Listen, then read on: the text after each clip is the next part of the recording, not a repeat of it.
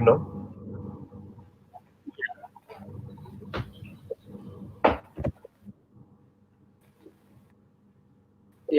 Yeah, we have entered the broadcast.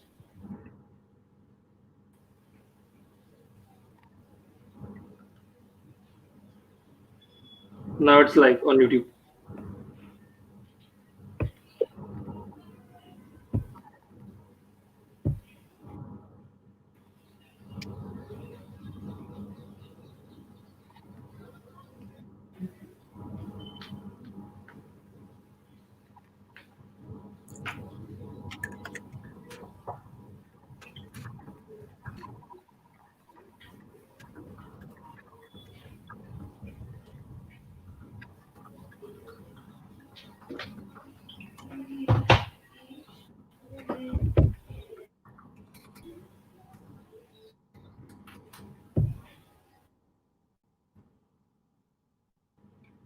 They're like connecting on YouTube.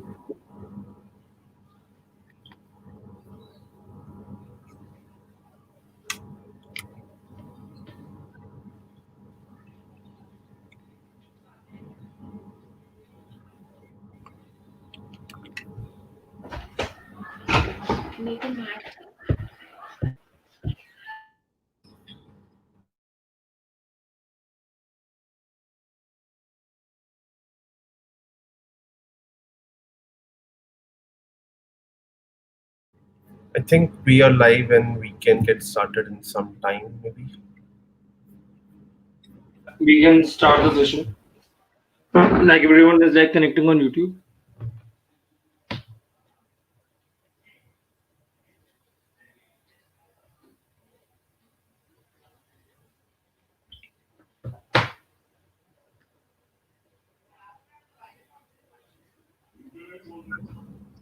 I think 6 folks have joined the stream, and maybe in another 1 or 2 minutes we can get started. Yeah. Today let's start the screen share. Okay, Sorry, I'm saying that should I start the last of that we have like discussed I'm not able to get it. of the screen. I'm saying that you have sent me the last two options for the session. So So we should I like can click on the last option? wait 1 second. Yeah.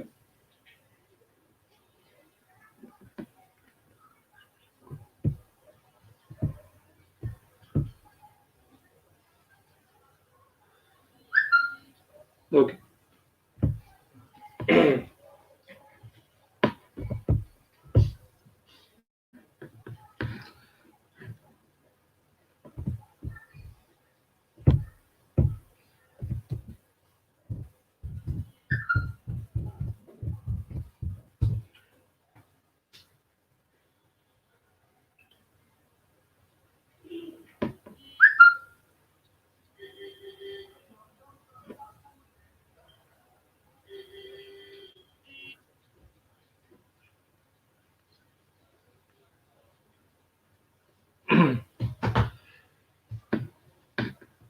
So hello everyone. So like we are like starting our today's session. So like before I like start the today's session, I would like to like introduce about the foundation first of all. So like script foundation was like made like 2 years back, and like we are right now having like 20 plus chapters across India and 3 plus international chapters right now. We are having like 20,000 plus active members. We are aim is to provide you the best education in any way possible, whether it is in IT, management, arts, law, anything. So to join, you can like join our chapters, our communities, and all. So we have like started a podcast session so that you can learn in the current situation that is like happening in India. So just learn through these sessions and just grab the information in your home. So I would like to invite Mr. Siddhant Agrawal for our today's session. So welcome here to having a great session for the building one next billion users for the students. So I would like you can start the session for the students. Sure, there I can get started. Let me just get hold of my deck, and if you can switch to the presentation mode. Sure. Perfect. Sounds great. Thank you. Thanks, Jay, and thanks for a quick introduction on Sleep Foundation. Hello, everyone. How are you all? How are you doing in the current times? Feel free to use the chat window on your right hand side. I might not be able to see your responses while I'm presenting, but I can have a look at it towards the end. Uh, and if you have any questions while I'm giving this talk, this presentation, just drop in your questions, your queries in the live chat section on the right hand side, and I'm happy to take it towards the end. With this, let's get started. Hello, everyone. My name is Siddhant, and I work as program coordinator with developer relations team at Google in India. What we do, we enable and empower the vibrant Indian developer ecosystem that build impactful solutions using Google technologies that can change the lives of the next billion users. This is what we do. Here are the programs that we engage with. If you're wondering what are the programs that we usually work on, these are some of the programs. Uh, I don't know if you have heard of any of these programs, but if not, I will just give a quick brief on all of these programs. So GDGs, Google Developer Groups, are community-led groups of developers who are interested in Google's developer technology. These groups conduct in-person meetups with demos and talks, both small and large, and sometimes include activities like code sprints and hackathons. Developer student clubs. These are university-based community groups for students who are interested in Google's developer technology. Students from all undergraduation or graduate programs with an interest in growing as a developer are welcome. By joining a DSE, students grow their knowledge in a peer to peer learning environment and build solutions for local businesses and their community. GDE, Google Developer Groups, Google Developer Experts. This is something that I take care of the program in India, are a global network of highly experienced technology influencers who actively support developers, companies, and communities globally. GDGs are independent volunteers. They do not work at Google, nor for Google in any capacity.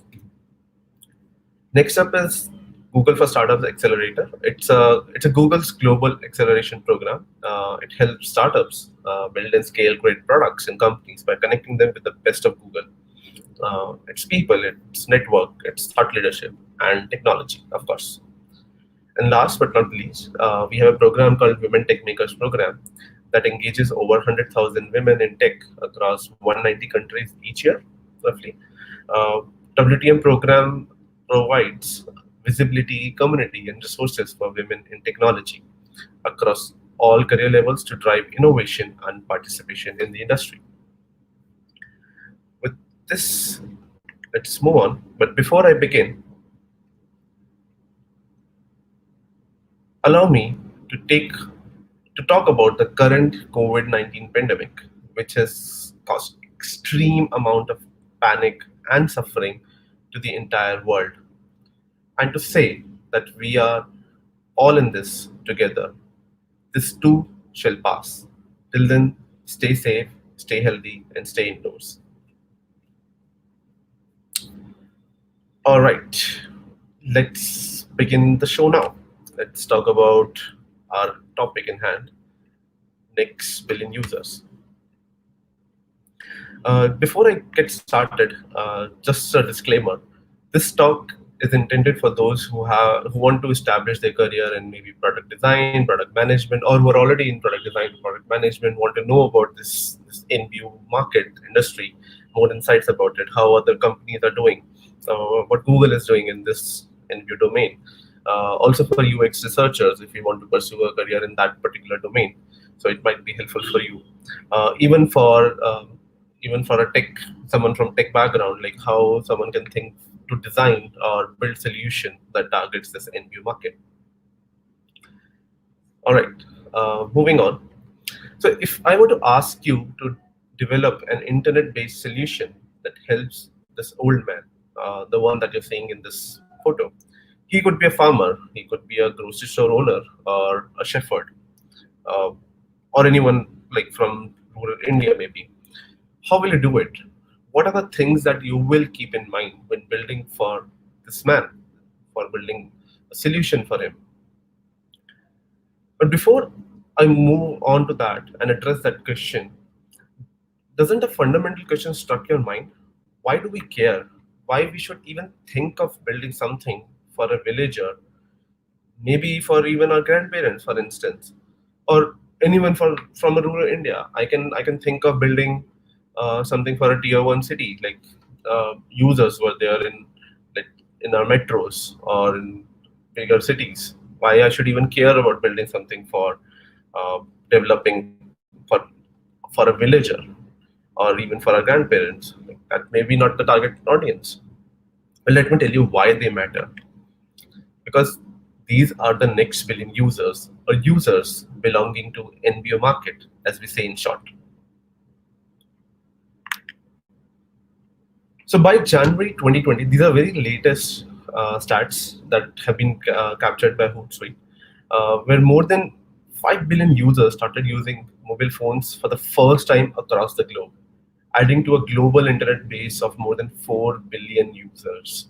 That's a lot. 4 billion users is a lot. And if I have to talk about India, these are the stats from across the globe. What is happening in digital adoption? Let me tell you something. What is happening in India? With more than half a billion Indian internet subscribers, India is one of the largest and fastest growing markets for digital consumers. But adoption is uneven among businesses. As digital capabilities improve and connectivity becomes omnipresent, technology is poised to quickly and radically change nearly every sector of India's economy. India's number one globally in terms of number of people enrolled in UIDA, DAI. I hope you know about this program, yeah, where you are enrolled as part of the Aadhaar card, like you get an Aadhaar card. So India has a number one global base, like roughly around 1.2 billion people enrolled in this entire program, which is the world's largest unique digital identity program. And we are number two, just lacking behind China in terms of the digital adoption. Like we have more than 500 million internet subscribers. I think if I look at about the recent stats of 2020 as of now, it has surpassed even 600 million subscribers. And how does this digital transformation? We have been talking about it from some time now. How this digital transformation translates into the growth of India's economy? Like people are getting online, they are using internet, but how does it translates to growth of India's economy? Significant question, maybe, because India can create over $1 trillion of economic value from digital economy in 2025. Like this is a projection for next 5 years, with half the opportunity originating in new digital ecosystems that can spring up in the diverse sectors. Says this has been collated from a report from Ministry of Electronics and Information Technology in partnership with McKinsey. So if you look at this data, you can see like the core digital sectors which have been contributing to a current value of 170 billion, they might be contributing almost a double of it by 2025. So roughly around $400 billion they would be contributing. And at the same time, more than $400 billion would be contributed by new digitizing sectors like financial services, job and skills, agriculture, education, logistics, retail. They all will be contributing to more than $400 billion as a potential value sectors by 2025. So that's why that's why I say India, when it talk about digital India as a whole, it is almost $1 trillion economy. And our IT Minister of India, Shri Ravi Shankar Prasad, have been saying this for a while now, that with the pace we are moving forward, maybe 2025 is too far. We might be able to achieve it in a lesser time, this entire goal. So we know the market potential of going digital. We know its projected growth. We have seen that it's in dollars, which is ranging to $1 trillion. But let's meet the next billion users now. We've been talking about it for a long now. I believe by now you would have guessed who are these next billion users. for everyone to make it simpler. Uh, Next billion users is basically a classification given to the segment of users getting online for the first time across the world. And you won't believe this, 65% of the world's population lives in NBU countries, next billion users countries. But NBO is more than just a matter of geography. A large proportion of NBO will be in India, which brings in fresh opportunities for startups working for the Indian market. But a critical question still remains how to reach this next billion internet users, NIUs or NBIUs. Let me take a crack at it. Hopefully, I should be able to answer some of your doubts that you'll be having in mind right now. In order to understand what is required to reach these next billion internet users or next billion users in general, we need to understand the foundations of internet access. How new internet users access internet for the first time, what kind of devices they use, how do they even connect to internet, and how do they identify themselves on internet, like what are the various modes of identifying themselves on internet. Let's start with devices. So when we talk about devices, NB users are not your average pixel users, and they typically come with a mobile-only mindset. They have never seen the journey of internet the way we have seen, from a dial-up modem to Ethernet to a wireless connection, or even in a cellular connection having a 4G. Uh, they have never seen that journey. For them, various devices like the ones that we use, like smartphones, we have tablets, we have MacBooks, we have Chromebooks, we have uh, Windows machines, uh, we have desktops, we have various formats of machines or devices that we use. But for them, mobile is everything. They have, like, mobile is the internet for them. They have never seen it beyond, and they might not be able to see it beyond in some time soon. But to get started, they connect with just mobile as a tool, as a device, to be on internet.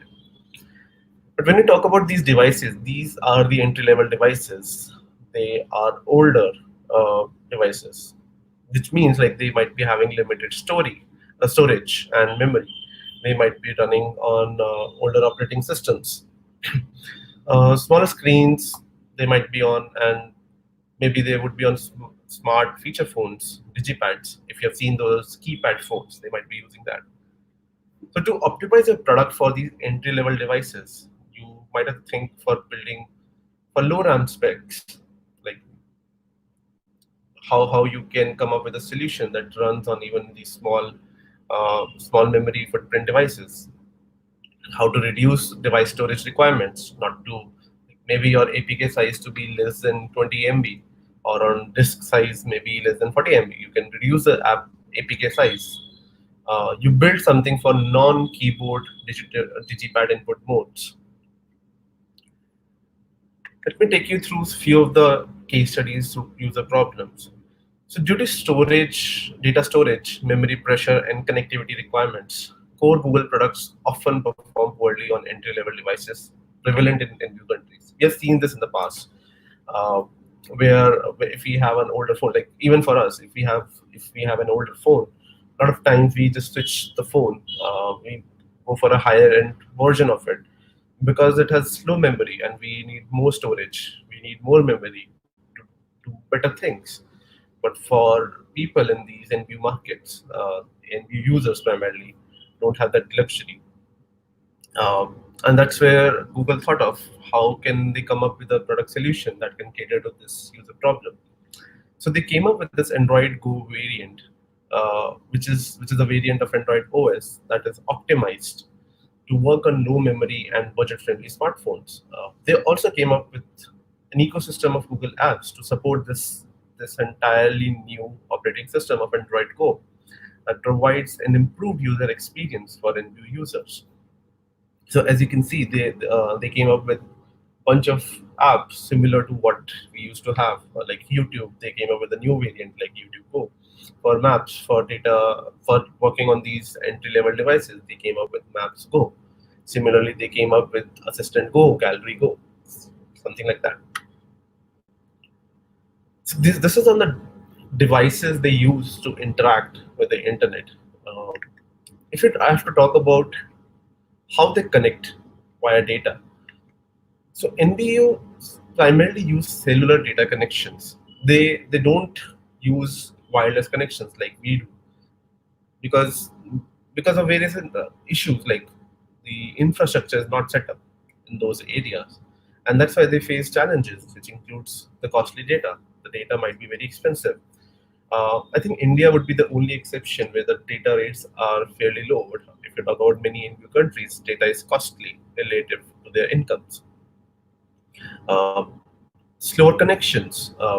While we have been seeing that we've been moving from 4G to now 5G, NBU countries still have a challenge in terms of the slower connections, where they are still encountering issues like even on 4G you get a 2G kind of a speed, which impacts the quality of user experience. Or they might be patchy connections. They could be intermittent connections, dead zones. Sometimes like the connectivity is not that great.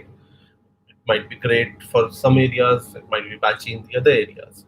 So this prevents users from completing critical user journeys. So, in order to tackle this situation, you have to build data conscious products and features that minimize data usage, maybe provide transparency and control over data consumption, how much data your application is using, proactively plan for latency. If something goes down, what should be the backup option? How things can still work seamlessly between online and offline states. We should not consider offline use as an edge case. Oftentimes, we consider that hey, we have added an offline feature. This is for the edge case scenario. However, that should not be the consideration. It should not be an edge case situation. So what happened to tackle this situation? We came, like not just Google, there are a lot of other companies as well. They came up with innovative solutions for data conscious users uh, that can help them proactively manage their data usage when viewing content. For example, on YouTube, we came up with YouTube Go, and that is now expanded to our usual version of YouTube as well. This allows users to download content and save it for later. It also gives them the option to set a data cap. As you can see in the right hand side image, like you have an option of basic quality, standard quality, and high quality. Based on the data you have remaining with you, you can select which data quality you wanted to download.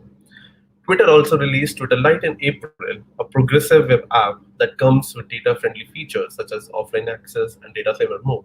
So now Twitter wanted to reach out to these NPU users and come to their platform without discouraging them to use it, because their application was earlier very data heavy. It has a lot of images, videos that gets uh, rolled as soon as someone comes online. So they came up with these data friendly features, how they can make it easy for offline access as well. Hike came up with this Hike to SMS or H2H offline feature, which is designed for users to earn and send free SMS and exchange messages even when receiving parties have turned off their data. These are some of the innovative solutions that companies or startups out there are thinking of to reach out to next billion users. There's more. Recently, in Google for India, Google announced this Vodafone Idea phone line, where you can use Google Assistant by dialing this toll-free number. You can connect with the Google Assistant, ask questions, get information the same way we do it when we're connected through Google Assistant on our smartphones or smart devices without any data or internet connection is what they were targeting. So, in addition to the falling costs of devices and data, the shift from feature phones will drive consumption of messaging and social media services. While there have been proactive efforts in building solutions for these feature phones, like there are currently 1.3 billion feature phone users globally, and mostly in emerging markets in Asia and Africa. So that's where the migration will take place. Like there are around 500 more than 500 million feature phone users who are expected to migrate to smartphones in next few users. But if we don't give them an access to internet, we don't tell them that hey, this is what is a bigger universe out there. If we don't tell them while they are on these feature phones, maybe they will feel it very uncomfortable. They might not be able to get hold on to the internet when they are using smartphones. So that's where it's important to reach out to them from now on itself. So we talked about two areas, devices and data, when it comes to interacting with the internet. Oh, sorry, accessing the internet first. Next come is identity. How do they identify themselves? NB users aren't familiar with email. They already have phone numbers. They may or may not have emails. Phone numbers are much more familiar to them. They are easy to remember. Uh, if you recall that NB users are mobile first, they are not desktop first internet users. They often don't see value in creating an email account, and that's where we have to think about building products that meet in-view users where they are like allowing users to use the product without sign up, without sign in, have a much more easier way to sign up, protect user identity and privacy. So if you recall, when WhatsApp launched, they were basically targeting this critical user problem, how to identify like on the application. So WhatsApp was using only mobile number as part of its sign-in process, and that's how they were able to get more users on board. So we have to be mindful that requiring email-based sign-up may gate in-view users from using your product. So we have to think about much more innovative solutions to get them on board. So we talked about like how NVIDIA users access the internet. Now comes the part how NVIDIA users interact with the internet. They we have understood like we have to cater to devices, to think about data as one of the challenges. We have to think about how they would be identifying. So that now they are access the internet. We have to think about how they would be once they are onto the internet, how they will be interacting with your applications. What would influence their interaction? So voice is often preferred as it is easier than typing, but don't consider them the only solution. These are like some of the pointers or guidelines maybe you can follow. Vernacular or local language makes user interfaces and content more useful and relevant to end users. If I have to start with voice, how voice helps in critical user journeys, how voice helps in easing out the experience of end users. So voice empowers these low literate users. It simplifies the input. Users can bypass the keyboard. It offers understandable output. Like voice may not be the right solution for every product, as I said, but it's one of the solutions that we can think of. So you can consider integrating different voice modularities to make your product more accessible through like maybe speech to text. You can have like commands given recording or even conversational speech, and it converts into text or text to audio playback maybe. So you write some like there's some text written on the screen and just playbacks that what is written, more like a whatever it's written on the screen, just reading it aloud. So when spelling and keyboard input was very overwhelming for less literate users, here's what these two companies did, WhatsApp and Google. So WhatsApp introduced voice messaging in 2013 to enable users to send audio messages in addition to text. So they gave an option that hey, you have text messages as an option, but to make it more easy for these users to stay on board to their application, to the platform, they introduce this audio message service as well. Now you have seen Google's voice recognition algorithm, which is integrated in almost all of the products. It's getting better and smarter. And one of the areas where you can notice this improvement is YouTube. Even more appealing now is the fact that YouTube immediately starts playing a video when you do a voice search, and not just YouTube. Like all the applications, most of them have voice-enabled search, Google Assistant inbuilt into them. That makes it easier. And last year in Google for India, Google introduced more opportunities for Google Assistant to make it helpful for you, like ordering food hands-free from partners like Domino's. You can book a ride with Ola. You can get things done with the power of voice. You can check your bank balance with Kotak. You can do real-time translation between people speaking in Hindi and English. So all of these features would be still work in progress. They would be coming up, but this is something that that's going to significantly change the way NB users interact with the internet. If I have to talk about the current times, I'm sure you must have seen this dashboard, this tracker. If not, do check it out, covid19india.org.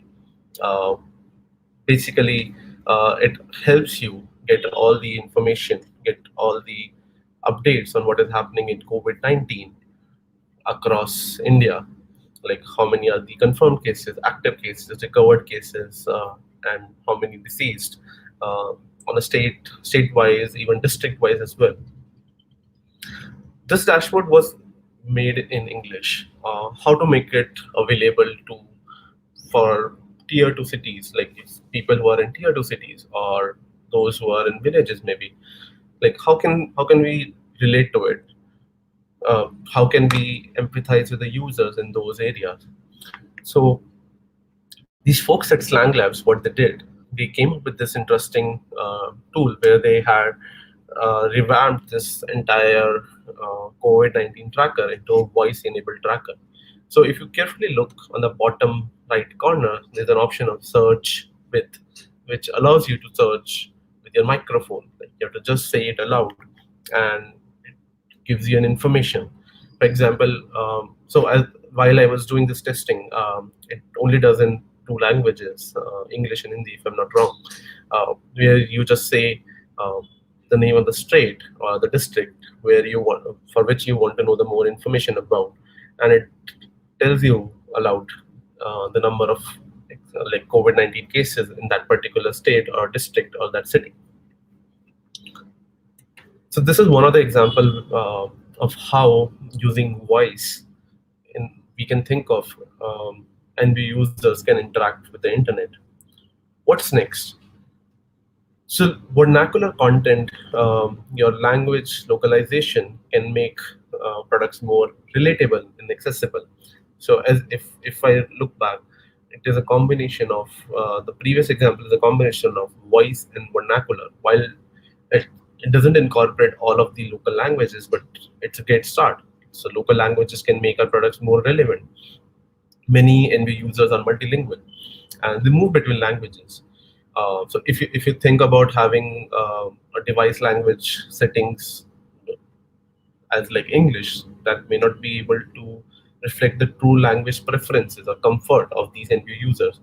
So think of it, maybe at the start of it, you can have the language preferences, and then even give them an option to ensure that language selection is discoverable, even enable it mid-journey, uh, have a language switching option. These are the few things that you can keep in mind while you're offering local language UIs or content and language choice. I can relate to it from a recent application that I use, Arogya Setu app. The moment you install this application, it has an option to select the language. And the moment you select your native language, it changes the UI, the content of the application in that particular in that app, um, like to a great extent. At least there are few things that are still in English, but most of the things were in the native language, and you can browse them, browse the application with much ease. There's another company, Hike, as I said, it has 100 million users.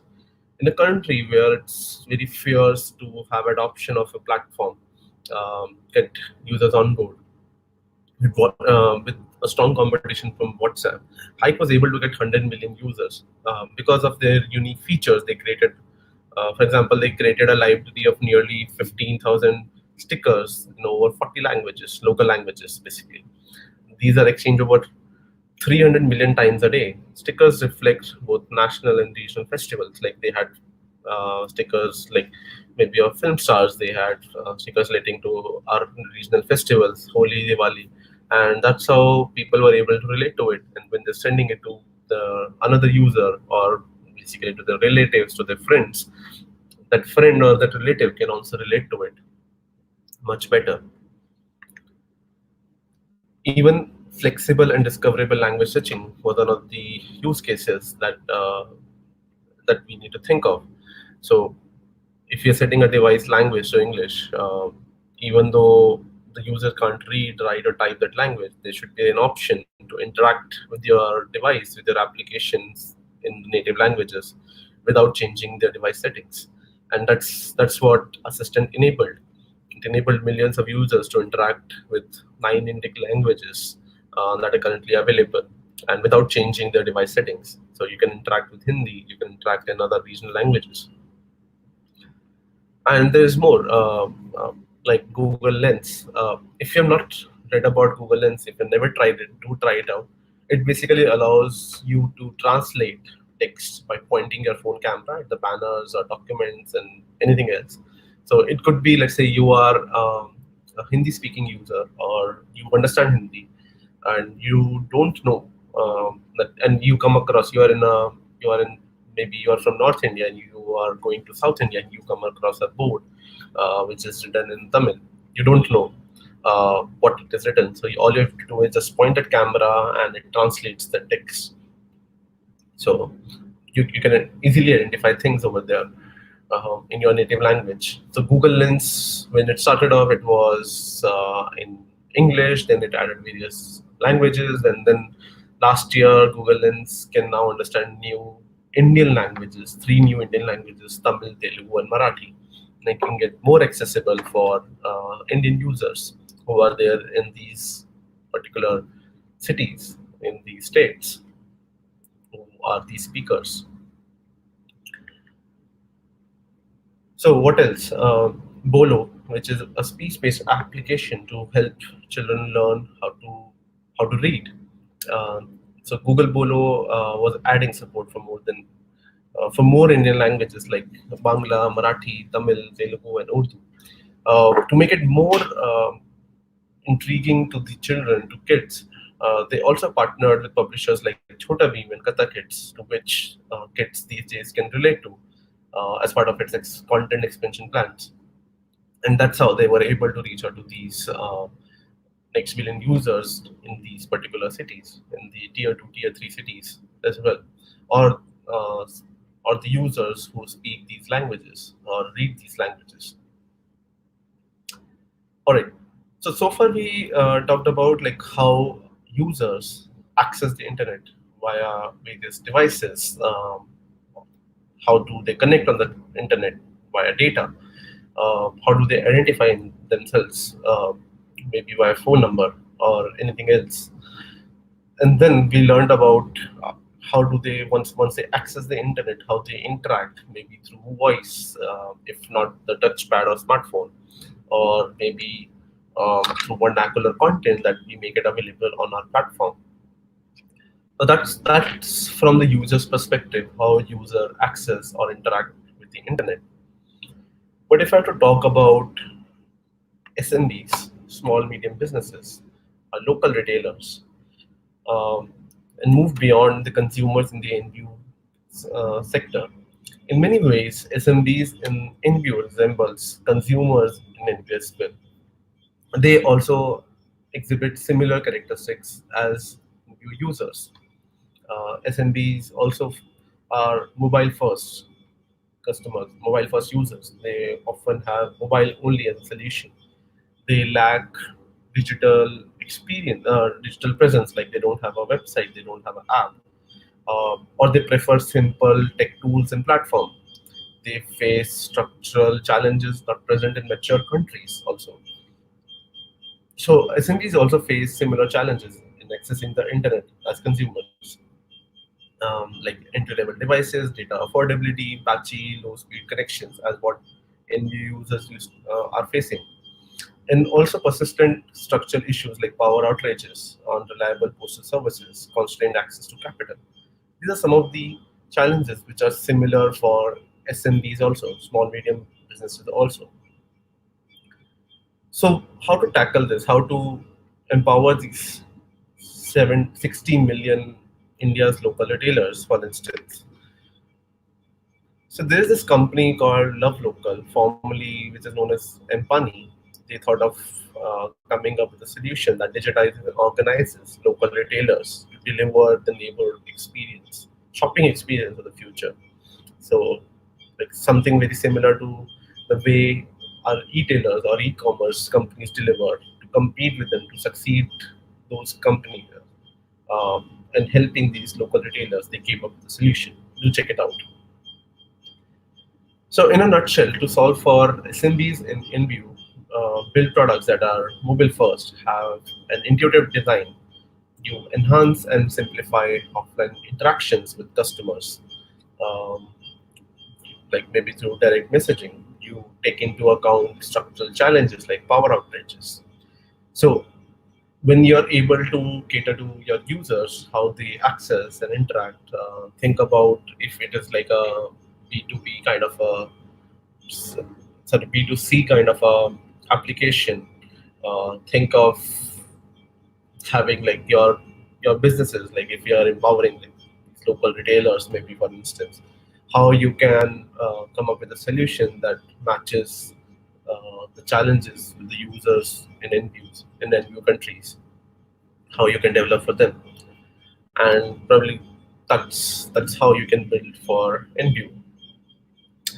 uh, that's that's from my side on building for next million users. If you have any questions, I can take it up now. Feel free to drop in a question in the chat, and you can connect with me on Twitter or LinkedIn. My username is at the rate Agarwal 04. More than happy to answer your queries now.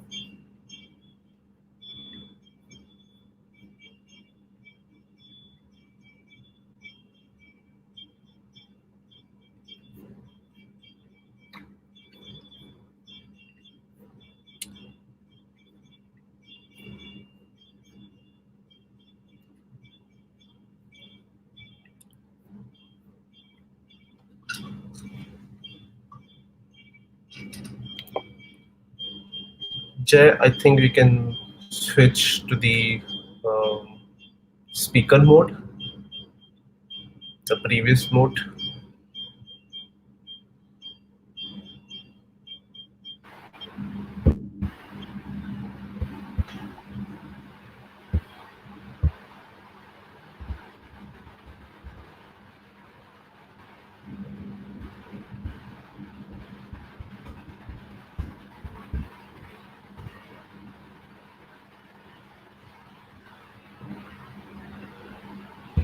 Alright, let me look at the chat.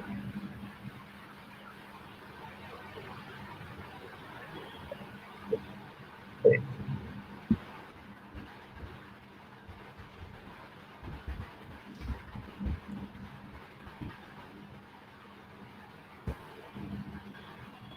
Jay, if you can hear me, can you switch to the presenter to the Yeah. speaker mode? Perfect. Yes. Great. So that's from my side on how to build for next million users. I'm happy to take up any questions. We are having 15 more minutes roughly. We can take up few questions, or if not, we can end the broadcast as well.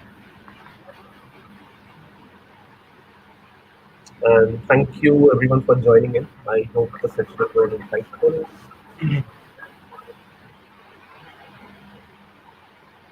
So thank you everyone for joining us for this session on YouTube. So I will be live today at 11:30 again with our new speaker, and you will be like learning about brand storytelling and personal branding. So stay tuned with the channel and stay updated. So thank you so much, Siddhant, for a wonderful session for the students. Thank you. All right. Thank you, Jay. Thanks so much. And yeah, it was a great session. I would say wishing everyone uh, safe and healthy life. Stay safe. Stay indoors. Yeah, great. Thank you.